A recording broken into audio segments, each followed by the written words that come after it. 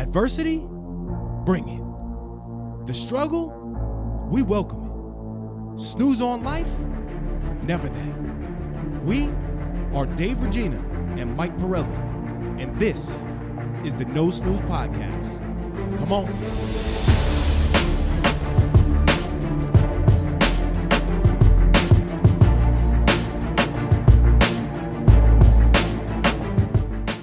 Welcome back, No Snooze Podcast, episode 146. As always, I'm in the booth with the best, the big three, Michael, the show Pirelli, Claudio, the voice, Valenzuela, and I am Dave, the body, Regina. I like that CV. You just outshine me. The camera on CV is elite these days. It's so tough when there's only three of us, and I keep dropping in the rankings somehow. Oh, man. So we back from Miami. I'm sorry, Mike. I got a little tan. You look good. Right? Is it all right? Is it all right? You look good. I left you like you're in like Miami. A ghost. You sent me pictures of this beautiful pool and whatnot, and I'm sitting there covered in throw up, and I'm like, yeah, same, dude. Listen, my mind's man, in Miami. I had to get away for a couple days, so it was a nice quick trip, but back ready for business, ready to rock. How do I put this? Miami. People love Miami. I get it. It feels to me like if I could tell, Dave left town, where'd he go? Like, where does he live now? It's like Puerto Rico or Miami. In Miami, more so, because I feel like you chameleon into those environments, right? Because who likes a beach day more than David Jr.? Oh yeah. Who likes it? But I didn't hit the beach once. But we pool day all day, whatever it is. The sun. Pool pro. Then you're like, all right, well, is there a place that has cigars down there? Like, what's the cigar scene? Cigar scene's phenomenal. And then you have the nightlife, right? You have great steakhouses. Yeah. You have the very ritzy scene. Yeah. Big difference, though, now being in our 30s going down there. It used to be like you go down to Ocean Drive and Wet Willie's and you're right on the strip. Yeah. Didn't even go there once. Really? Yeah. No, because it's not about that anymore. I think there's the 20-somethings that are down there. And honestly, it's been a little ghetto over the past couple of years. There's been shootouts and stuff. So I'm I'm not going to Miami to... potentially get into some altercation. So we stayed right over the bridge, Miami and Brickell.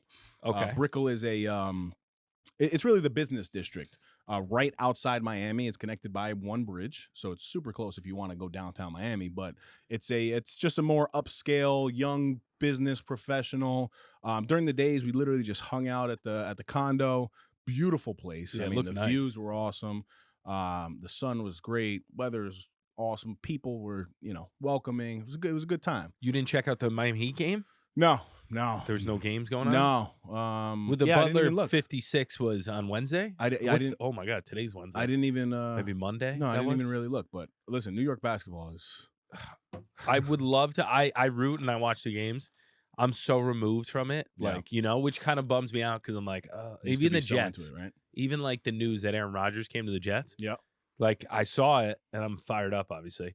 But then I was like, man, I'm such a bad fan. I don't keep up with anything anymore. I got to be a better fan. Do the Jets win more than 6 games, Nick? They were brutal. If there's any time to be a bad fan, it's right now. Yeah. Knicks, I used to love watching. I would love to see a Heat Knick next round to bring us back. Yep. Do you remember AAU? You play AAU? Yep. In between games, you're watching the playoffs. Yes. The best. Yeah, and then we'd go get pumped by 60. You had a different experience in AAU. Yeah, no, we were pumping dudes by 60. All of our players were all the same height. We were all 5'8" to 6'2"-ish, everyone. Yeah. And we'd come out and we were good shooters, so we'd score I don't know, we'd go up maybe 15-10, and then we'd lose probably 70-25. They just put the clamps on us. They're like, well, these boys can't dribble. Yeah, that's hilarious. But so Miami, did you get a Cuban sandwich? Yes, I did. Oh. I did. So there was a great place. Are you kidding me, CV? Literally, aiming that phenomenal place right downstairs from the condo. This place was so convenient. Not only the views were great, but the accommodations were just awesome. But in these buildings, and they're a little pricey, but affordable, I guess, and comparable to what we're used to in New York, Connecticut area. But a 1-bedroom condo was going for $500,000. The penthouses were going for $2 million. But in a really beautiful building, gym. So we're working out during the day. The pool, all the amenities were awesome. Yeah, real estate trip. Your research. Absolutely. Yeah. Well, that was the first thing I did when I got there. I'm like, how much is this? You could do that, right? Yeah. People, if you say it's called sandwiching. When you get Cuban there, you do an event. That's true too. That's pretty good. When you get there, you do an event, and Yep. then before you go home, you do an event. Ooh. Between, you could do whatever you want because you're there for Yep. the next event. Ah, It's a little tax loophole. I like that. But I if you like get that. this is not financial advice, you get in trouble. I did not tell you. No, but great sandwich spot, just literally right downstairs. But then you get to the point that you're like, oh man, I'm eating the same thing every day. But you're like, well, it's just so convenient. Let's go get a nice little espresso and a nice wrap to start the day or something. And then once so we would recharge basically until 5-6 o'clock. Yeah. Go to dinner, some really nice places. One spot called Sea Spice. Okay. I mean, you were talking a $900 dinner for 3 dudes. So it was pricey, but $900. What'd you guys order? I Dave's got I ordered a live cow for all we of got us. the Mark got fish, and then Ozzy and I got the market price filet. Market price. Yeah, I was like, whenever you see the MP, 100 something. Yeah, exactly. But the there's a couple espresso martinis, but the trip these days. that's your move these days. Yes, absolutely. The trip these days is much different than what it used to be. I like to make a note on trips, events, whatever, Airbnbs.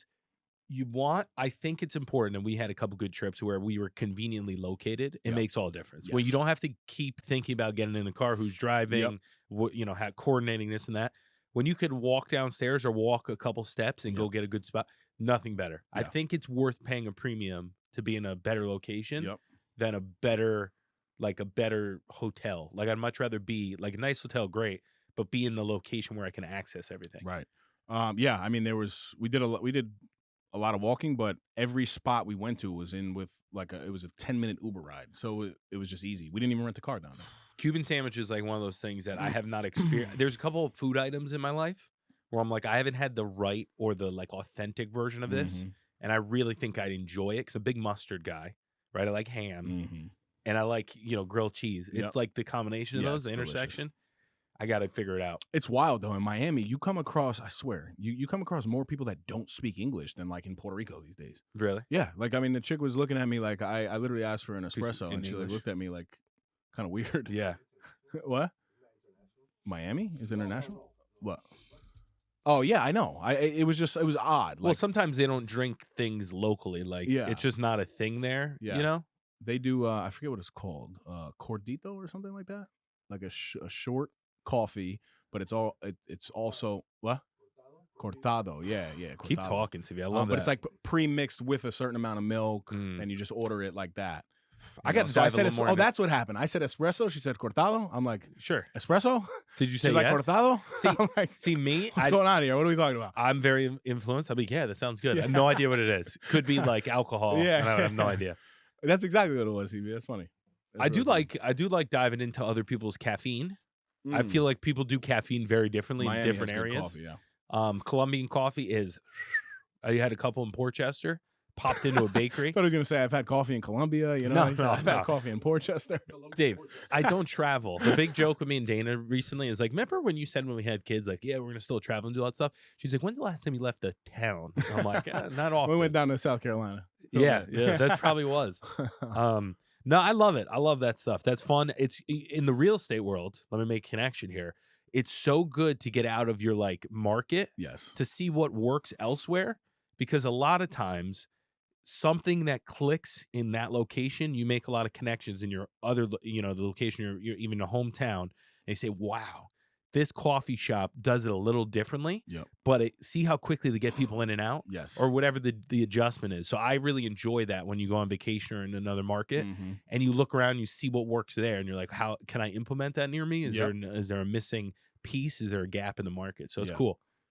We also went to this great spot that so you know Felipe, the DJ, right? Yeah. Felva, How do I know him by? from Manhattanville. Every Every day day I you gotta gotta get get it. it. Yeah. So he's doing really big things in Miami now. Like literally even does some production for Bad Bunny here and there. Like he's huge. But he has this residence spot. It's called Bodega, and it's a taco truck, Oh, hell yeah. right? But then you go behind one door and it's a bathroom, Uh-huh. and then you open another door into like not a club but like a lounge. It's like a speakeasy. A high-end lounge. So he was DJing there. We went to check him out. Great night, great tacos, great music. Good to catch up with somebody from college. Did you hop on the ones and twos? Absolutely. Well, That's his move. he too. likes Phil loves walking right behind me. because like Oh, I'll yeah. act like I'm like That was on Instagram. I saw his that. personal bouncer, and I just like move people out of the the way. Sometimes I nice. stand at the door and I'm like, ID, please, and they literally give me the ID. Yeah. I'm like, I'm just messing with you. It's fine. It is so I'm a bigger guy, but I'm not, I'm It's not the in confidence, I'm man. You just well, gotta roll with I don't know if it's confidence. confidence, it's the presence, right? You have a different presence, an aura. I have to say, to have I someone think like it's also the shoulders. yeah, exactly. That's 100%. And calves. And To the- have what you have, like we as being, you don't get to appreciate it often. I guess Mark is bigger technically, Yeah, he's a right? big dude, But yeah. you have a bigger presence. Tell Mark I said that. Tell Mike said it. It is nice going out with you because people make room. When I try to walk through a bar, it's like I need to get butter on to slide through. No one Just moves. slide right by. When you walk through, people are like, I don't want to get in a fight with this dude. I'm gonna go to the side. Yeah, funny story. So, myself, Mark, and Ozzy. So Mark Ozzy's and big too now. he's yeah, but not like height wise, right? He's not the same height as Mark and I. You were really throwing jabs, Right. huh? Ozzy, I'm trying to give you a compliment. Shoulders are huge he's these days. discontinuing Shoulders are huge these days. But anyway, so like we go to this one spot, and we, you could tell that we were like out of towners. It was kind of like an OG Miami spot. Music was great though, so that's kind of why we walked in. And everybody was looking at us though. Like we went in with some nice stuff on, and like we kind of stood out a little bit. Reminds me of Maybe had some red bottom shoes on. Some what? It was me at Dunko Key. Oh yeah. So like everyone's really, really grilling us though. Like to the point that like I didn't know if it was like an uncomfortable grilling or they were trying to like figure us out. You had red bottoms on, We all did. so and you went into a sketchy spot. It wasn't sketchy. It was just we really stood out. Okay. You know what I'm saying? It definitely wasn't sketchy, and there were bouncers there and security, pat downs, all that. But we go in there, and then Mark is like, "Stop being a scary Mary, man. Like it's fine." And I'm like, "Yeah, well, we're like from out of town." Like he's like, "They're just trying to figure us out, man. Like Yeah. that's all they're doing." Yeah. So we have this joke where we've gone to many spots before, and they're like, "Yo, are you like football players?" And we're like, "No." Yeah. And they're like, "Stop being so humble. Like, where do you guys Who play? do you play for? Yeah. So Mark and I call it like fake football night. Yeah. Right. So like it's become a thing. Like, Yeah. so literally we look at each other because now people were starting to like come up. What do you guys do? Which Yeah, is an yeah. odd thing. Yeah, like run your papers. Yeah. Take your own Like, to what do you jail. guys do? So literally, and then when they do that, we're like, nah, man, we don't really do anything. Yeah. And we just keep it like And they think super, you're lying. exactly. Yeah. Yeah. So then we look at each other and we're like, fake football night? Yeah. Fake football night. So then we just run with it though. Like Yeah. then people are coming over taking pictures. Sign autographs. no autographs, but literally people are like, can we take a picture? We're like, yeah, sure, no problem. So here's my question: when you're doing that, you don't give No. too many details, I mean, right? no details. Yeah, yeah, yeah. Zero. You Literally just like, nothing. yeah, no. And then people are like, what's your name? Where do you play? I'm trying to go out tonight. That's what you it. kinda And go. hey, listen, I told you we don't play football, Yeah, yeah, right? We don't do anything. yeah. We're regular people. And they think you're full of it. Exactly. Smart. So, pretty good. but this has been like a thing. So Yeah. now we know, like, all right, fake football night, no problem. It's pretty good. It's pretty good. Man, you made me want to go to Miami. So that's full disclosure. If you see me taking pictures of people, it's probably not because of the No Snooze podcast, it's because I'm a fake football player. If you had to buy an investment property in any of these markets that you've talked about recently, Puerto where you buy Rico. it? Puerto Rico, hands Yeah, down. hands down. Okay. Because of the price point too. The price point is big. And Yeah, Miami's expensive. it is expensive, but I mean, the value I believe in Puerto Rico. I mean, the market really has increased heavily with pricing, but it's still, I mean, You know what I like about probably Puerto a Rico? $300,000 condo Yeah. is equivalent to like an $850,000 condo in Miami. And the taxes in Puerto Oh, Rico yeah. are like 4% or something Yeah. crazy. Mm-hmm. You got to watch my guy Sharif Medawar. Yeah, He's my no, favorite. I've seen a couple of He's his my favorite. videos. He's a great teacher. Keeps things super simple. He runs a hedge fund, so he's like very to the point. Mm-hmm. And he's like, listen, there's a very simple. You keep it simple. This, that. Yep. He's good. Listen to him. Beautiful. So Good boy. before I went, I had I had to put my dog of almost 13 years, Wow. Chancey Boy, aka Chi Boy, as Callie calls him. I had to put him down. And today, really, what I want to talk about is basically just customer service and how customer service in general, it makes such a everlasting impression on, I think, the consumer, right? And whether you have your own business like Mike, or you work for a structure like CV and I, we all work for somebody, right? Like customer service is something that I literally preach in every single staff meeting. Doesn't matter if it's with part-time staff, doesn't matter if it's full-time staff, directors, non-directors, anything. It's literally the foundation of the town that we operate in. That's how we just try to instill that mindset. So when I see companies like that, I really like to, highlight it, and the experience that I had, which was it was the saddest moment of my life, to be honest with you. Yeah, I'm sure. But I ended up having such an incredible experience with this company, and the company is called Lap of Love. And this is not an ad. This is just real talk. So I kind of want to share the story, share the experience of kind of what happened. And it was ironic because the first company that I looked at was called Pause at Peace. Right? It's a better name. Yeah. And and basically what these companies do is, in the comfort of your own home, they come and they euthanize your pet. I didn't know they did that. Yeah. It makes so much sense. It's, or no? Yeah, I think it does. For me, it does. But for some people, I'm sure it's a very you'd rather be at a location. Yeah, I don't know.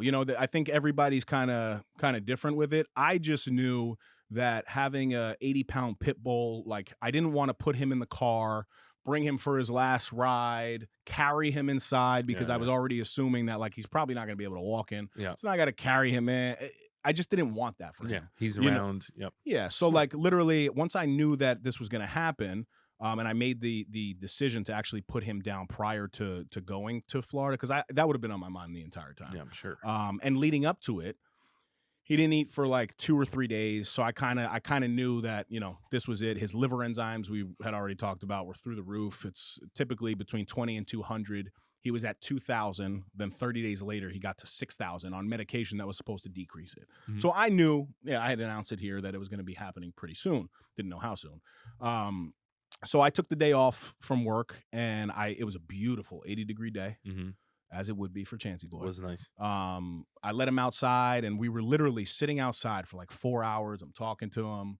He started eating yogurt. At this point, I was just trying to feed him kind of anything that he'd eat. So he was really digging truffle popcorn, which was great. That sounds pretty good. I know. Where the hell did you get truffle popcorn? So it's truffle salt. Yeah. Truffle salt. I got it at TJ Maxx, actually. Is that nutrient dense? No, it's terrible. High calorie, right? Truffle? Probably. Anyway, no protein. Sorry. So I don't need it. Sorry. So he actually started eating some of that. And I'm like, whatever he'll eat, no problem. Yeah. So I had this appointment with Pause at Peace at 12. No, it was supposed to be 2:00.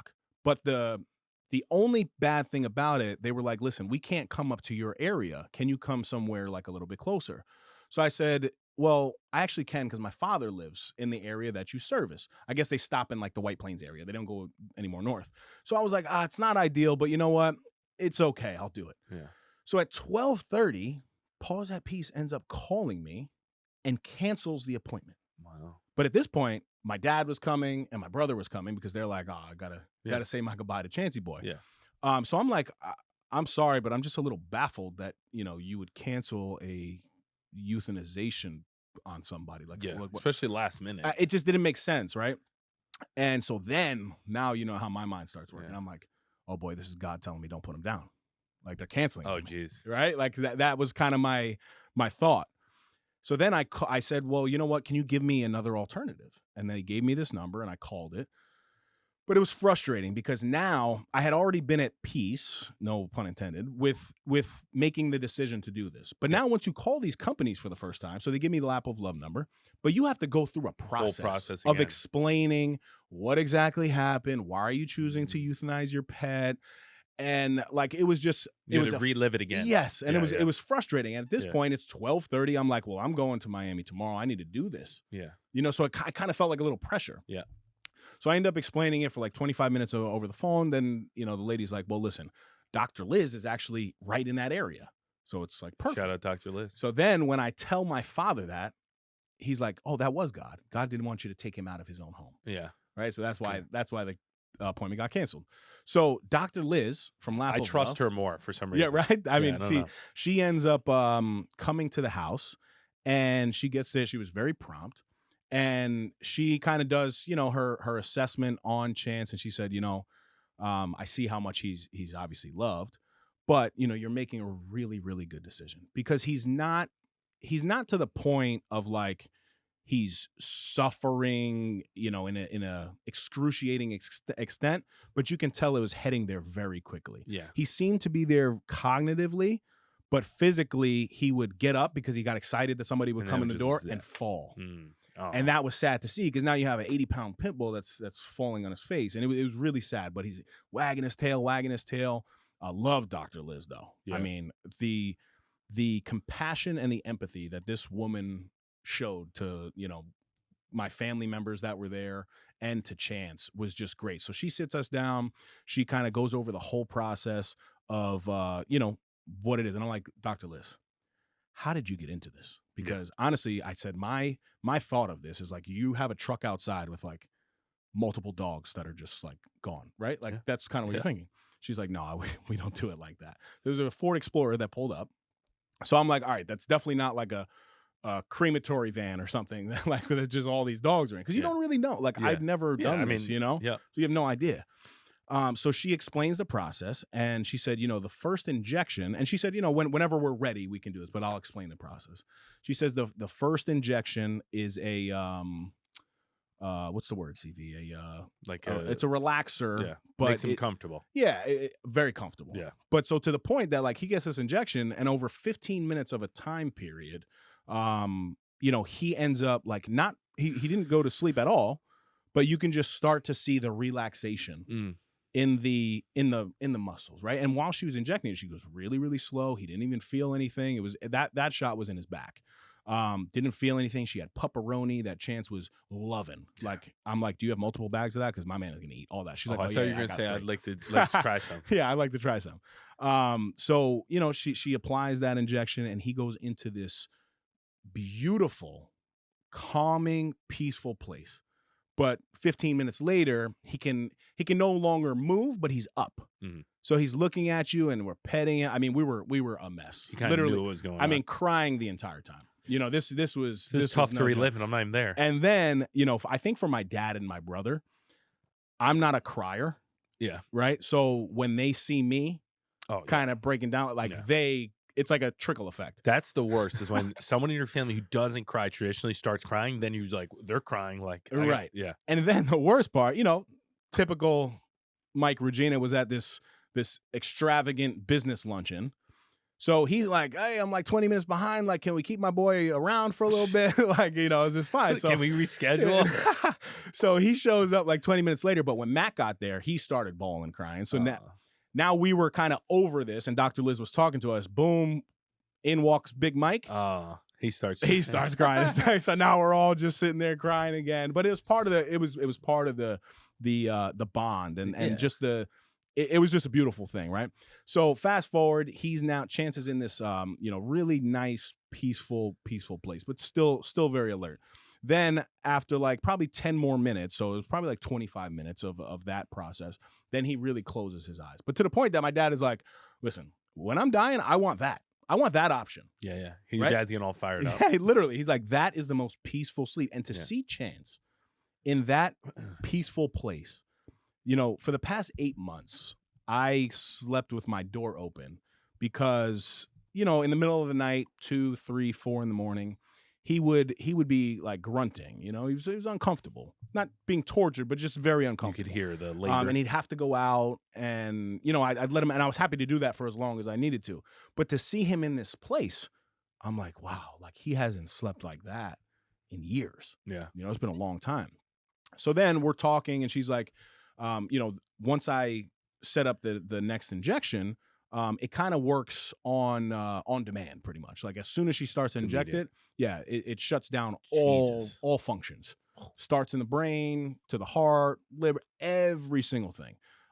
She explains, we got to put some pads underneath because, he might defecate. All the truffle popcorn. All the truffle popcorn. And I'm like, oh boy, this is going to be a mess. Yeah, you just fed literally, him. I fed him 14 yogurts and a bag of truffle butter. My man was eating a buffet. Literally. I have a video I'll show you after of him actually eating the yogurts and stuff.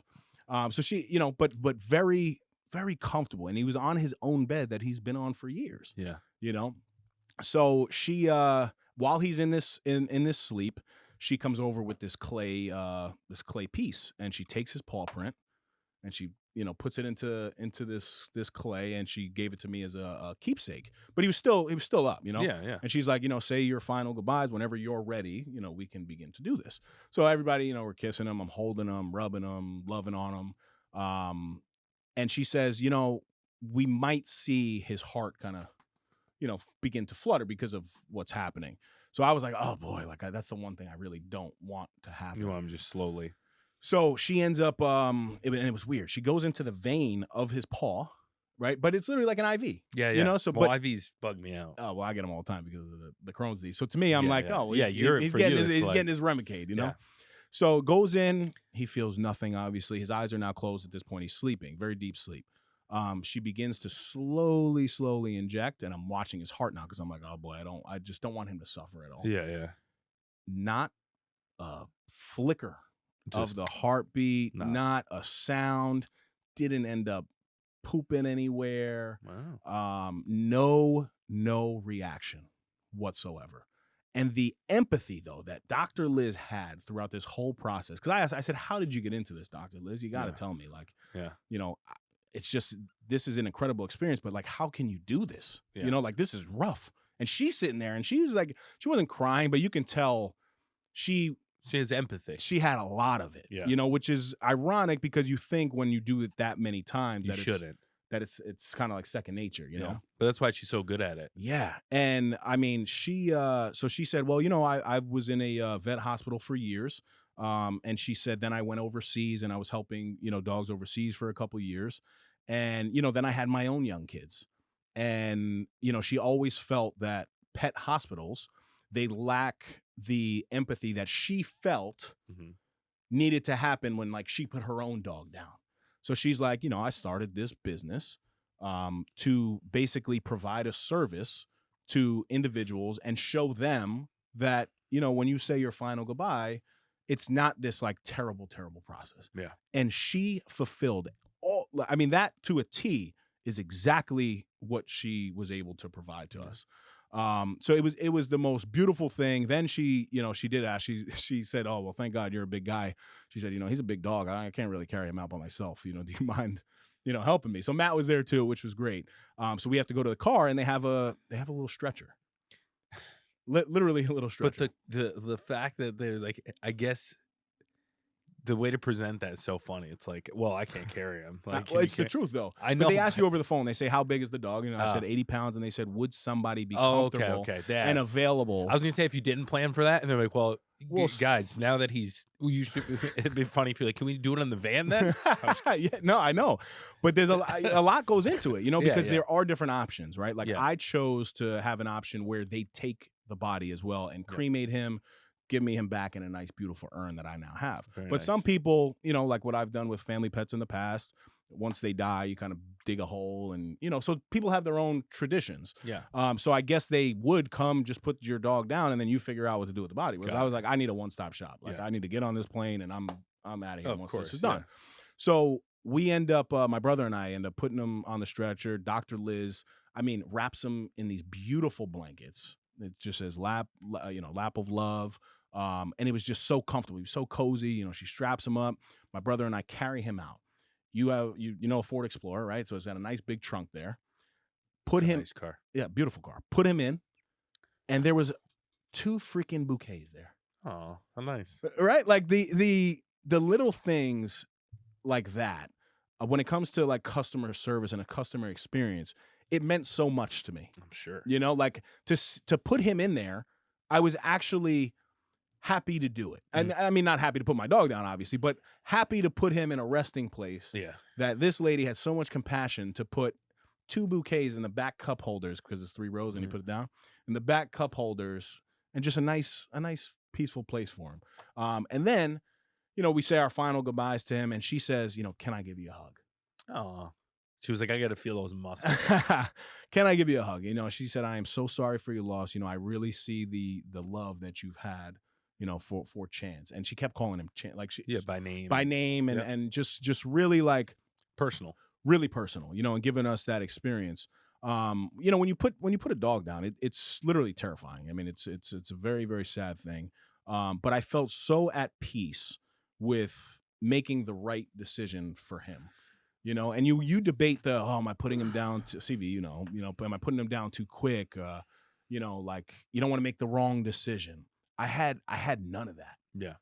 and as sad as it was the most beautiful experience I've ever been a part of. The hardest part though was then also with Callie. Right? Yeah. You have an almost 3-year-old and she loves this dog. I had a beautiful picture, I don't know if I sent it to you guys, of Callie kissing him that day because I knew when I dropped her off at school that was going to be the last time that she would see him. So she gives him this big hug, and I had my phone out. I took it, and it was a live shot, and she gives him a kiss. And on the live, if you press it down, she's hugging and kissing him, right?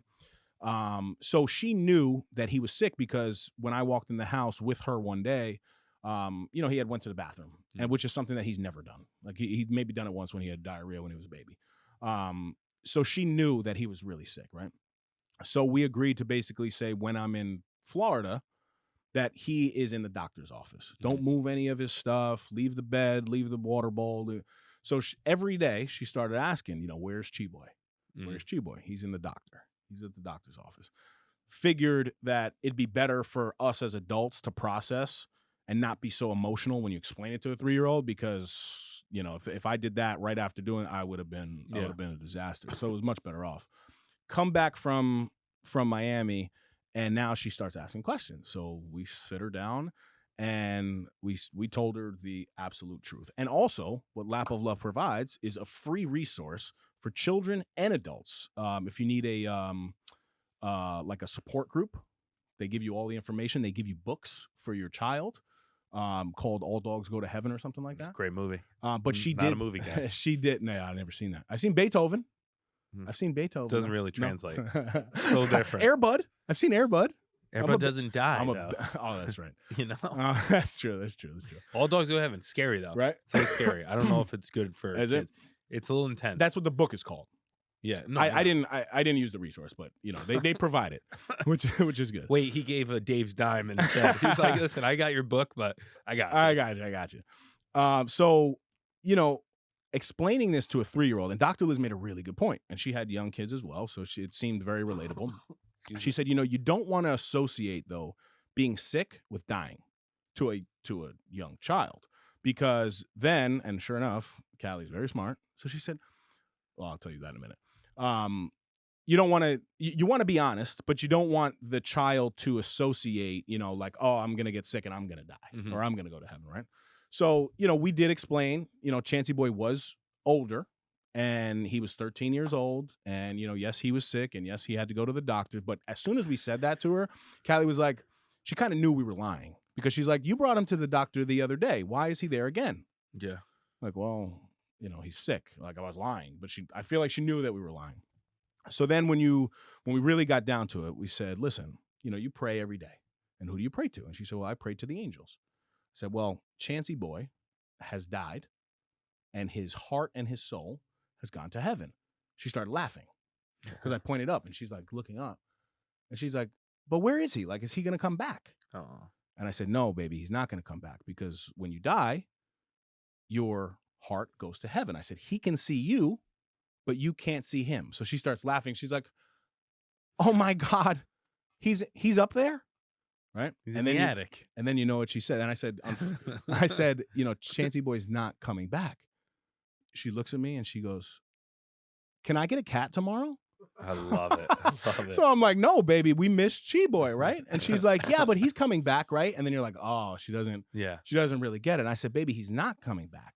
Yeah. And we're going to take his bed and we're going to put it away and we're going to take his bowl and we're going to take his food and we're going to put that stuff away. Yeah. So she's like, okay. She starts grabbing his bed. She went and put it under her crib.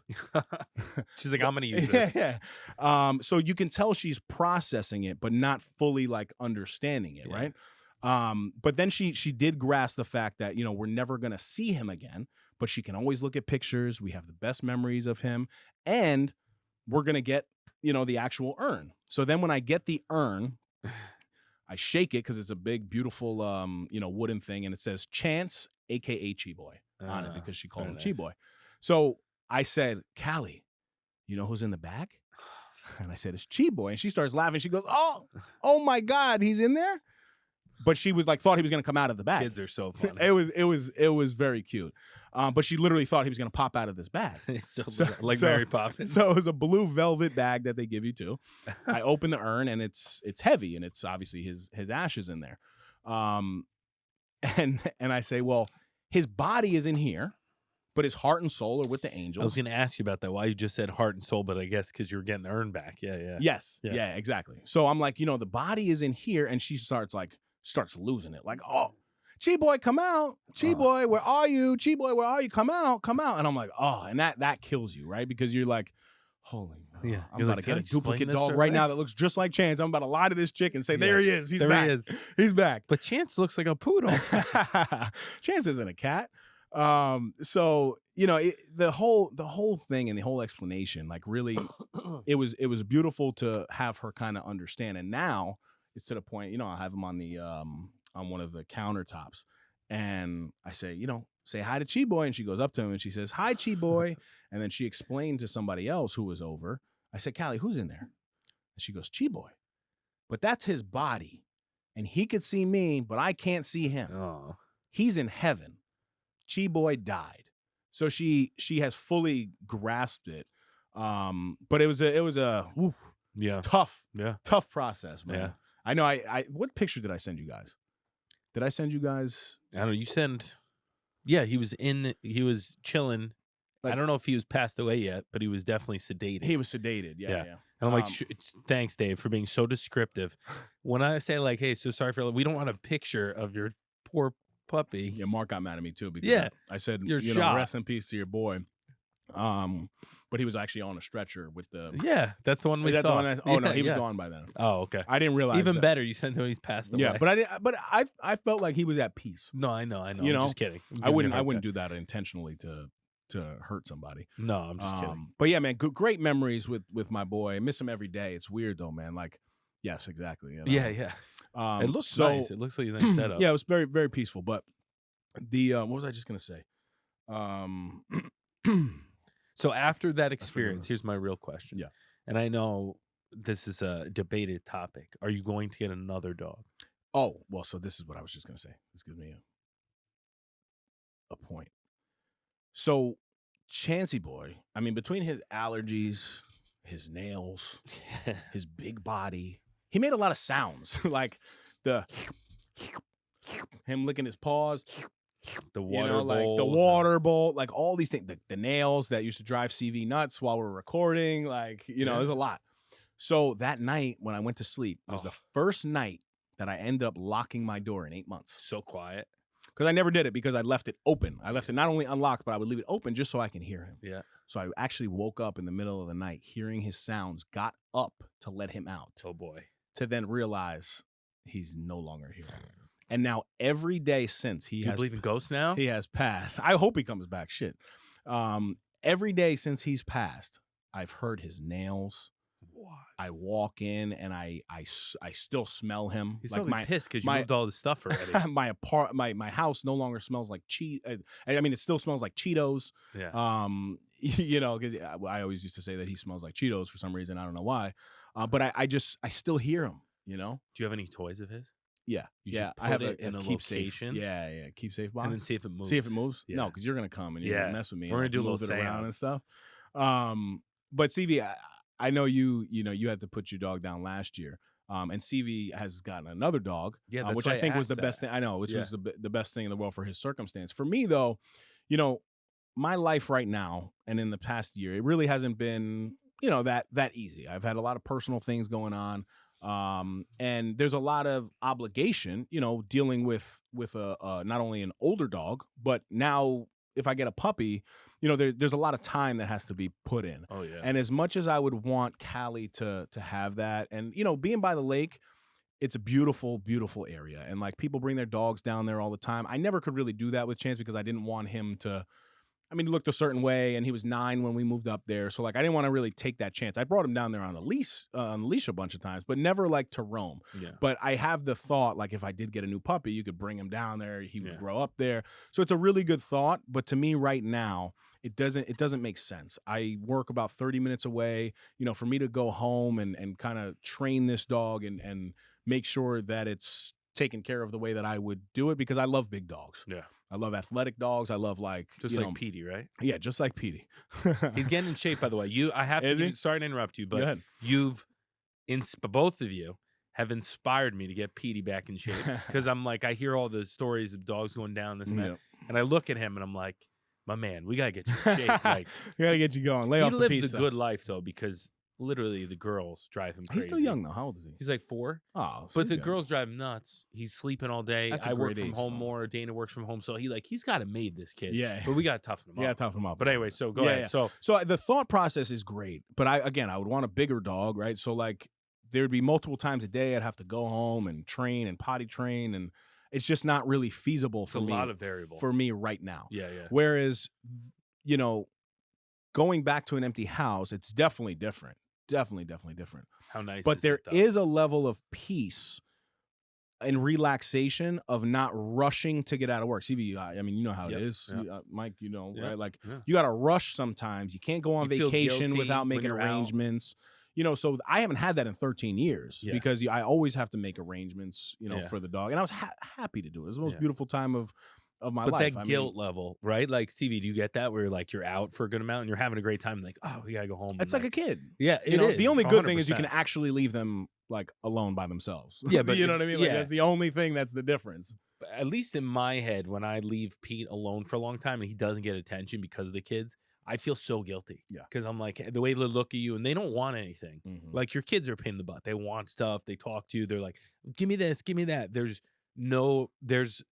dogs. It's all like appreciation. It's Yep. all happiness. It's never like, they don't give you attitude. You know what I mean? Right. So it's so pure Yes. that when you neglect them for even hours at a time, or if I'm like working all day and I get home late and I don't have time to take him for a walk, you feel so guilty. Yeah. I mean, imagine now towards the end of Chance's life, like I just said, I got home at like 6:30, and he was always able to do 12. Yeah. Always able to do 12 hours, which was great. He did it his whole life, from a time that I would take him out in the morning till the time that I get back home. But he was no longer able to do that, so I would have to leave work, 4:30 to just get home to let him out. So no, I mean, to answer your question, Yeah, right I was just now curious. I will not. But I'm sure, in the future. So I make Definitely these will. bold, decisive statements about things in my future, and Yep. like, I'll never do this. I don't want, me and Dana debate about the third, and like, I'm such in the weeds right now in the forest. Like you're saying, like there's so much going on. Yeah. I'm just trying to get through each day and like Yep. be productive human and like raise decent kids and be there for everyone. That I'm so definitive. Yeah. But then I really think about it, I'm like, if Livy wants, like if she's like, say Petey passed away and she wants, like, I'm such a pushover. Especially if the kid, right? Like if Yeah, Callie's like, of course, daddy, of like, course. She kind of was. I mean, Yeah. she said, I said no to the cat because I'm like, daddy's allergic. She's like, okay, can I get another dog? yeah. I'm like, not now, baby. Yeah. Not Maybe now. it's a lack of control, but for some reason, them being on the exterior and like seeing them interact with Petey Yep. or each other makes you more prone to just try to make them happy and not really care about what a nightmare it's going to be. Right. Do you know what I mean? Yeah, absolutely. The one thing though I'm so grateful for is the guy behind the camera here The sticks. actually took the most incredible pictures. That was probably 6 years ago now, right? Like 5-6 years ago. Of Chance when he was in his prime. I mean, my man was stacked. Maybe he's just prime. Looking like a 33-year-old No Snooze podcast, Dave Regina-esque. Wow. Those are bold statements. No, but I mean, the pictures that CV took, we got to put it at the end of the episode, CV, if you can. There's this one where he's just looking out, and he's standing there like Glorious. so stocky, and that picture will forever be the image that I have of Chance, in my head. As he got older, obviously he weakened over some time, but I'm so grateful for those pictures that I have those memories to look back on. Yeah. But it's the worst part is the reality of that door closing. Like he has been with me since I had nothing. I had no money. No, I remember when you got him. I mean, And he was in the Jordan shoe, and yeah. everyone was like, why are you getting a dog? Funny story. And I don't know if you guys know this. What? So I used to live in an apartment in White Plains. Oh, I know that this. was a no dog Yeah. apartment. So when I get stuck on something, I'm very persistent, very stubborn, very like, No. I'm going to figure this out regardless. No, I'm not doing I know that's shocking for you guys to hear. So I thought it would be a good idea to like let me get the pit bull, and then I'm gonna figure out like what's gonna happen after. Not only did you go to a no dog building, you got a pit bull, which is the number one no dog. Exactly, right? Yeah, because everyone's scared of him. So I literally get the dog, and I now start like, I mean, he was this big. So I'm like, well, I think the lease ended in like 6 months. So cute. So I was like, well, for 6 months, I'm going to be able to stash this pit bull like in the house. And I would carry him out in like a blanket, bring him to like the park because there was a park right behind, let him do his business and then bring him back in. So like 3 weeks later, I get like a letter like, you're being evicted from your house because you have a pit bull in the house. I guess he was barking when I wasn't there because That's what dogs do, David. I guess, Especially puppies. but he was really good when I was there. So like I course. kept him quiet, but I guess the neighbors snitched me out. So I ended up having to move out of the apartment because I love this dog so much. After I met him, I said, I don't care. I'm taking this dog with me. Yeah. Just a very funny way of, it's very me as a personality, but 100%. and my point is I literally I moved out of a place for this guy. So He funny. went to the White Plains apartment. Then I had another apartment in White Plains. Then over to Did you get kicked out of the one Dana used to live in? no, not that one. apartment? No, Okay. no. Then over to Stanford for a year. Then down to Yonkers for a few years, and then up to Mohegan Lake. So he's been in every adult place that I've lived in. Yeah. So it's just it's a chapter in your life that closes. That is like, damn, man. Like I guess I got a new life ahead of me without him. It's weird. The nostalgia of all that is fun too, because then you think back to like that moment you got him, like how little you had, how carefree you were. Yep. No, you had responsibilities, but not to the extent today. Oh yeah, not even close. And you think back, and you're like, wow, like I was stressed about so much stuff, but it wasn't really anything. Yeah. Yeah. So funny to look back at that stuff. So no, I know everybody doesn't go through this, but a lot of people in life have dogs. I think that was very helpful. I think a lot of people who have dogs on the elder years who don't know what to do. Like I don't know how to handle. I've never put a dog down, right? I mean, the best situation you would hope is that like, maybe your dog has a heart attack in its sleep and it goes very silently. But for a lot of us, that's not reality, right? Yeah. And for me, I knew it. I told you guys, I said, his heart is perfect. Yeah. So the doctor told me he's most likely not gonna go. His body's just gonna. Yeah. So like when you're forced to make a decision like that, this is an option. I mean, it's a couple $100, but I mean, to put a dog down is $400 to $500 anyway. Yeah. I think this was like $700, and you get the urn, and so it's a pricey thing that everybody maybe can't do. But the experience, man, the customer service that is provided here, and the empathy and the compassion, Dr. Liz and Lap of Love, it's a great option. I mean, it really is, really is.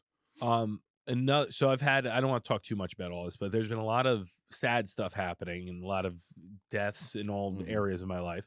And I mean, we're still very lucky in the grand scheme. But anyway, lately I've kind of snapped out of the waiting to do things and like waiting for permission. Yep.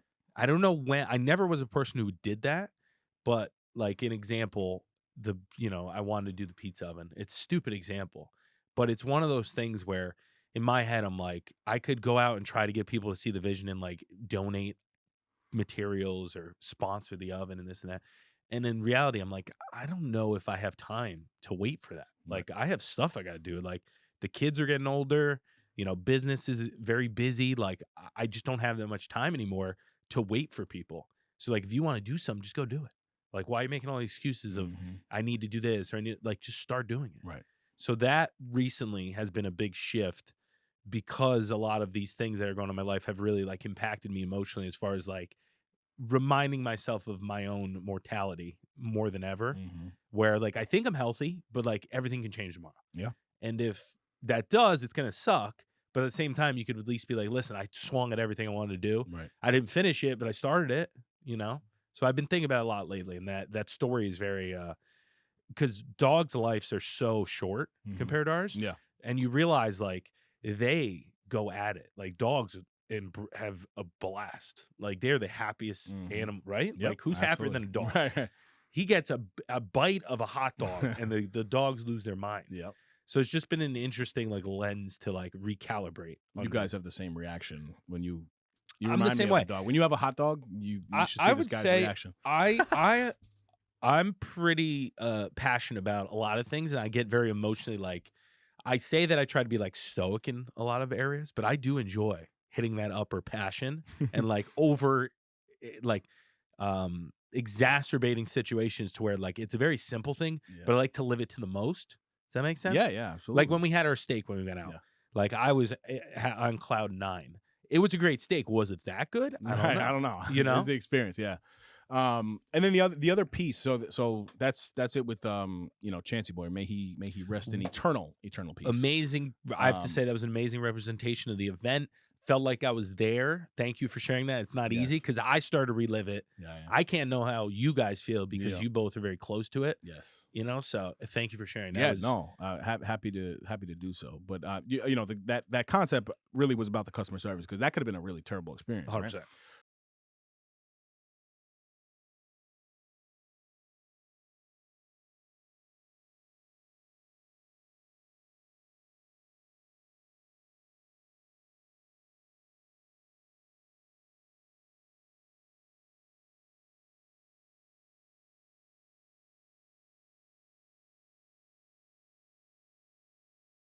Collagen peptides, Orgain is your one-stop shop.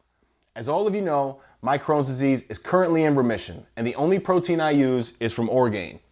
My personal favorites are the chocolate peanut butter and the vanilla bean. With the code, you can try a 2-pound tub for under $20. Talk about not snoozing. Go get yours today. Now, back to the epi. So on my way back from Miami, I was supposed to come back on a Tuesday, right? And I get a notification that comes across my phone. JetBlue has canceled your flight for Tuesday.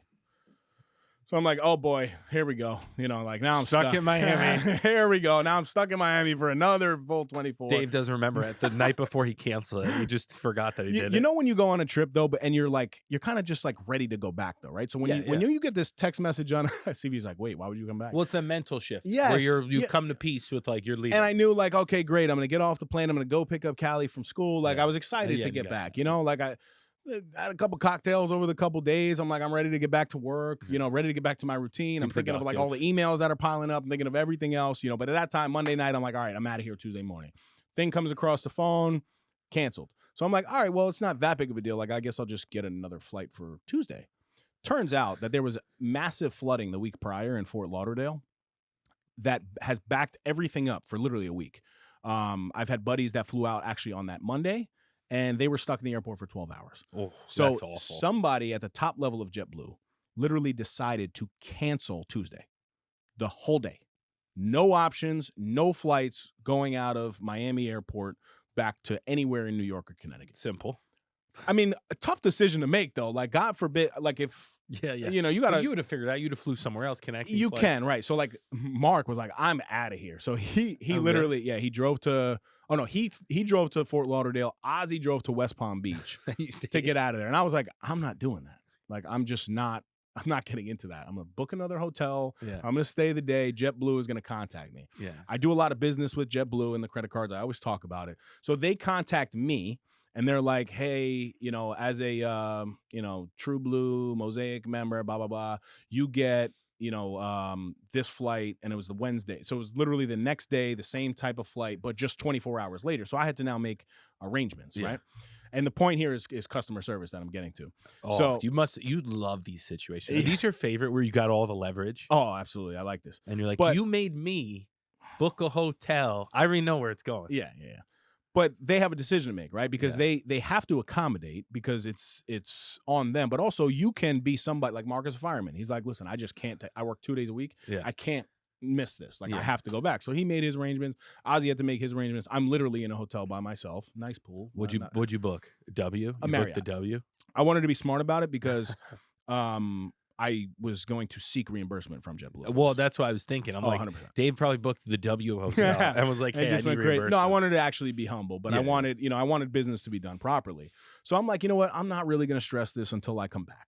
Like I have my flight out. Like it's a quick flight. Yeah, I'm not gonna ruin my vacation. Ended up being literally a great day to where I literally recovered by myself. I went down to the hotel sports bar, watched the Knick game, caught up on some emails, very peaceful sleep, the best sleep I've gotten in 4 days.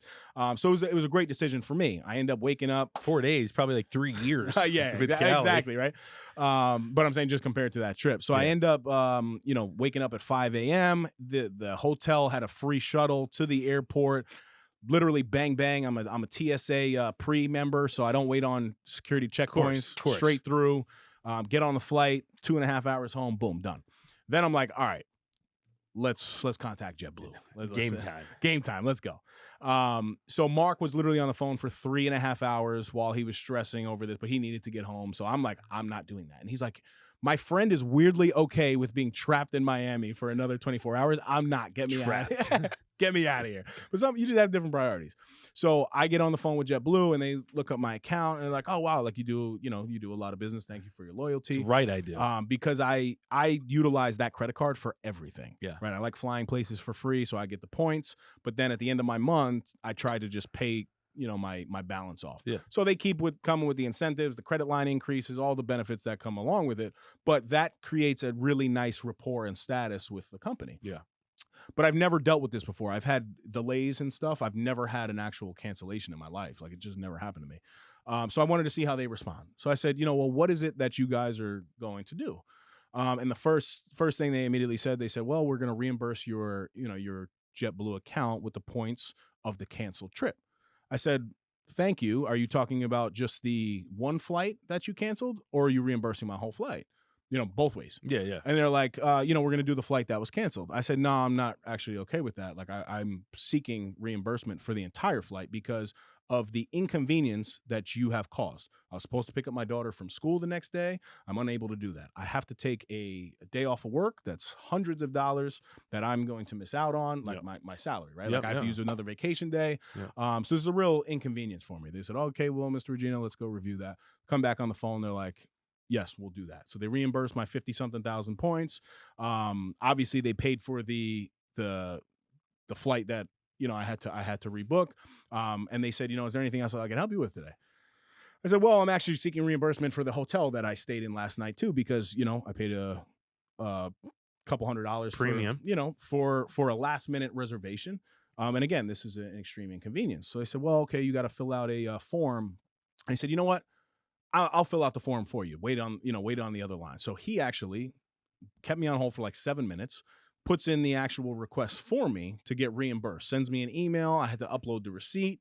Boom, I get my reimbursement, right? And then, and again, this is all just about like customer service and dealing with companies that like, want to choose to go the extra mile to make their customers comfortable. Part of it though is that you have done this before and the way you carry yourself. Part of it's also that you're a loyal customer. Mm-hmm.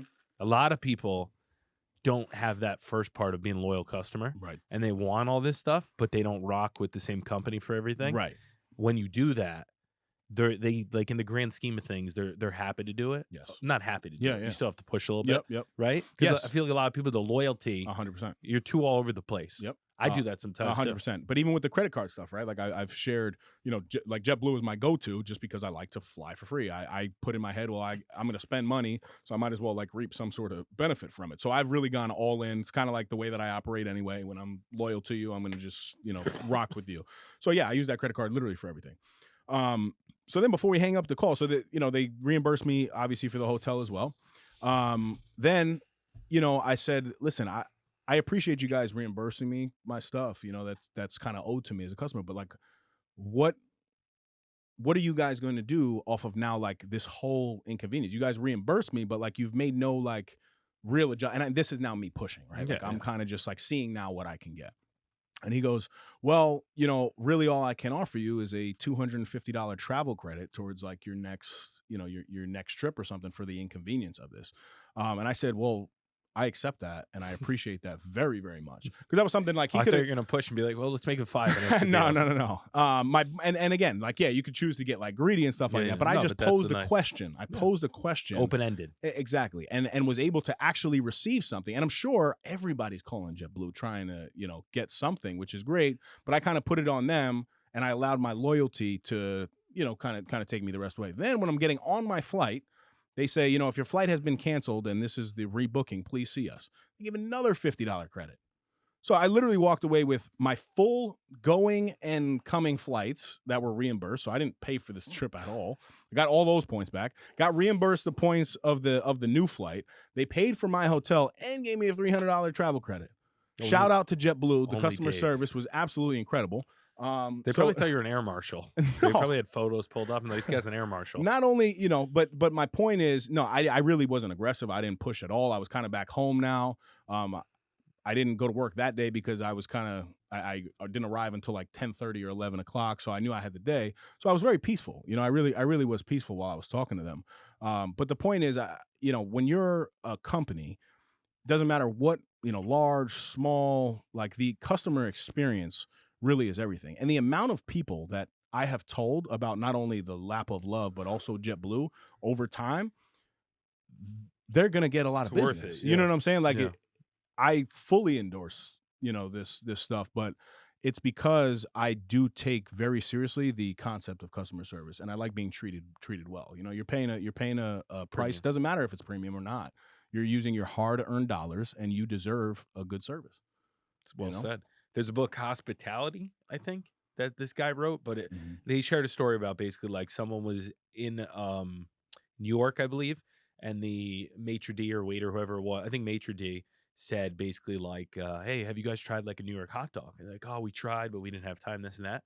So he called his manager over. He said, go get them 4 hot dogs from the local thing, bring it back, and I'm going to give it to them, in addition to their dinner. Wow. And And it cost him, he said it cost him whatever, $6, whatever it is. And he said, I guarantee they talked about that night forever. That we just went and grabbed him the hot dog because it's very unexpected. Right. So I was like, oh, that's pretty good. But it's a book, Hospitality. That's great. It's a great recommendation. Yeah. I mean, but I think there's even little things that like we could be doing in our own life, right? Not even just on the customer level, but even on the friendship level. You get somebody that comes over to your house, you're inviting them into your house, which is a very nice gesture anyway. But like, how much further would it go for that person if you had their favorite bottle of wine when they walked in, right? Like the hospitality concept in general, I think takes you from like, one level to the next, and it translates. I mean, even in business as well. That's an area I'm lacking, but I see it, and I know I have to do better. I just don't have the energy to put towards it, but I probably should if I keep saying like I need to. Yeah. I do things that are kind of more spur of the moment, but the planned stuff hits a little better. Yep. Like I had someone buy a bottle of wine for us before we even went out. So like we went to the restaurant, I mentioned myself, and they said, oh, this was sent by whoever. And that meant a lot to you. Yeah, it was planned ahead. It was a simple gesture, but it was very appreciated. Stuff like that's very nice. So I definitely, I do things like grabbing coffees for like, so if like I'm with another agent, we have like 2 back-to-back showings. Yep. I think I'm going to run and grab a coffee. What would you like? Yeah. Like just the little stuff that you can, because a lot of times it's like, I know you're exhausted. We've been at this showing for 4 hours, whatever it is, like, or inspections. You're inspection for 4 hours. And a $3 investment out of your pocket is. And it's just not, it's just like a gesture where like, if I ever need something, I'm not looking for anything, but I hope that if I'm ever in a pickle, they remember like the little things that I did throughout the. Right. I don't, if you never do anything for me, that's fine. I just like to be in the good side of people. God forbid something happens, I'm really in a pickle, Absolutely. So, but it's hard. It's effort. Yeah, it is. And right? But I want to say 95% of people will not do this. Well, Well, here's the hard thing, and I'm guilty of this too. When you're in it, you think about yourself. Yes. You don't think about the other person sitting next to you. You don't think the other, who's around you. If you can pull yourself out of your own head momentarily in any situation, it always helps. Yes. Right? Like if I wonder how they're feeling. They've been here or whatever. Like their sellers like really hard on them. I could tell. They've been showing this for 4 months. They must be stressed. Like figuring out like where, because everyone's in business for sure. People operate more less human with people. You were calm, right? With the people, most people be screaming. Yeah. Yeah. You realize the other guy on the other line, it's not his fault. No. He's on the phone. His job is to try to correct it with you. You're on the same team. Amir from JetBlue is absolutely incredible. Yeah, shout out Amir. I'm going to call him and say, can I get a mirror?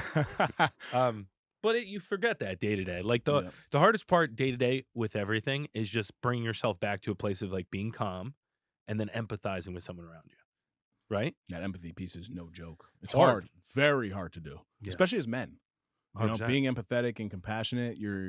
I remember my therapist had a conversation with me, and somebody in my life really likes to, and I have multiple people like this, where people like to complain, right? Like they love to complain, and I'm like a problem solver. So like no, you don't complain. It's just about the kids. I'm like a doer. I'm a problem solver. So as soon as you complain to me, my immediate response is like, how do we fix it? How do we fix it? Like, let's stop complaining. Let's try to be grateful for what we do have, and let's move forward. Yeah. And the therapist said to me, literally, that's a problem. Yes. I'm learning that too. That is the wrong way to operate when somebody just wants you to listen. They want you to listen, and they are not looking for your extravagant No Snooze podcast advice. How hard is that? Oh, it's super hard because in my head, I'm like, you would not be complaining if you were told that you're going to die in a week. You know, like that's my mindset. But you're not wrong. No, but it's my mindset. But I need to, and in relationships in general, you need to serve people the way that they need to be served. So literally the therapist told me, and shout out my guy Mike, not Mike Pirelli. Might as well be, man. Literally. You know, I said, so what do I do there? I'm just going to listen to this person bitch? Yeah. And literally he looked me in the face and he said, yes. Yeah. And honestly, in relationships, that's an obligation.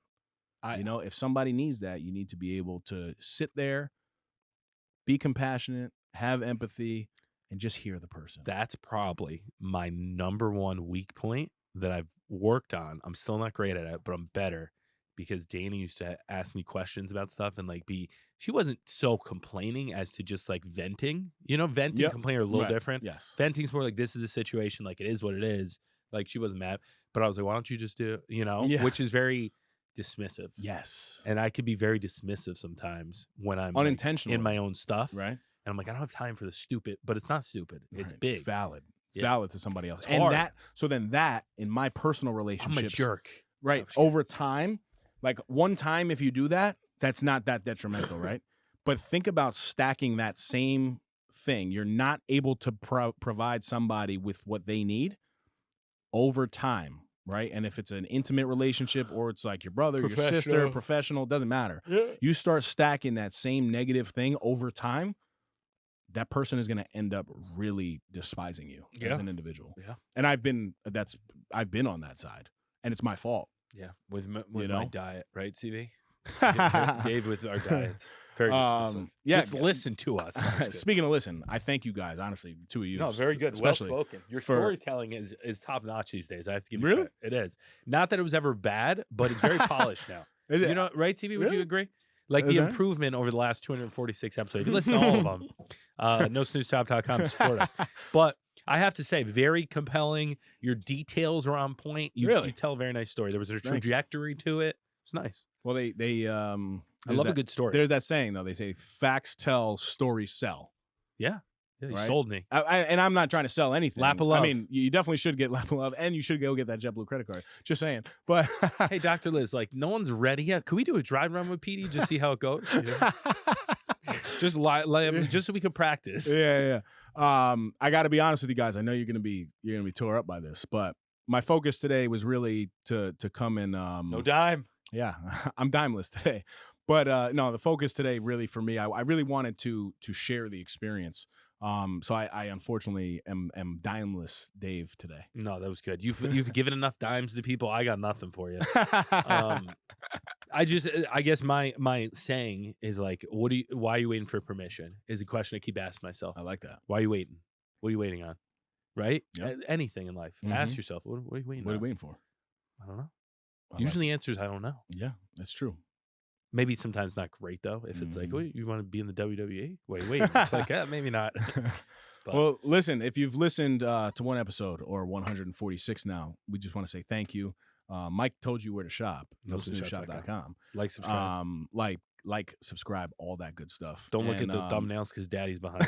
Daddy is behind, but that's all right. I hate when I do that. Super grateful for each and every one of you guys. Thank you. And as always, until next time, stop snoozing. Get up and get after it. And rest in peace to my boy Chan. Shout out Chan. And Jeff and Amir.